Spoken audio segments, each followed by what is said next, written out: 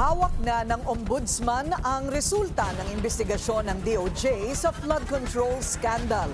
Sentro nito ang unang distrito ng Bulacan at mukhang ang tinaguriang BGC Boys ang unang masasampulan. Ang detalye sa agenda report ni Joan Manalo. Formal nang ipinasa ng Department of Justice sa Office of the Ombudsman ang findings ng investigasyon nito sa 5 anomalous flood control projects sa Bulacan 1st District. Sangkot dito ang mga district engineer at contractor na trumabaho sa mga nasabing proyekto. Pero ayon kay Ombudsman Jesus Crispin Remulla, hindi pa umabot kay former DPWH Undersecretary Roberto Bernardo ang investigasyon. Kaya nakapokus muna sila kina former Bulacan 1st District Engineer Henry Alcantara at former Assistant Engineers Bryce Hernandez at JP Mendoza. There were witnesses in the Senate investigation.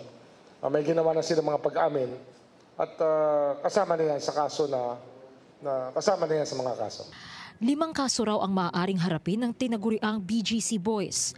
Kabilang narito ang malversation, falsification of public documents, perjury at graft. Ang ginagawa natin ngayon, kung saan yung mga mayroong ng ebidensyang malinaw na maaari na nating isampa at magsimula na ang preliminary investigation, ay ginagawa na po natin.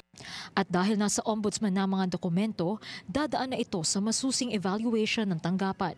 Aantayin na lang din daw ng DOJ ang utos ng ombudsman kung maaari na silang magsagawa ng preliminary investigation matapos ang evaluasyon. Siniguro ni Remulla na magiging mabilis at tuloy-tuloy ang pagkilos ng kanyang opisina. Sa pag-uusap namin ng ating officer in charge, ang ating SOJ ngayon, si Eric Vida, at the Prosecutor General, tutulong pa rin sila sa amin kasama ng NBI na examinin lahat ng mga bagay dito. Katulong din daw ng ombudsman ng AMLAC at may inaasahan daw silang impormasyon mula rito na makatutulong sa kanilang investigasyon. Pagdidiin ni Remulla, the cry to curb corruption is strong. Kaya agaran daw silang kikilos para mapanagot ang mga nasa likod ng flood control scandal.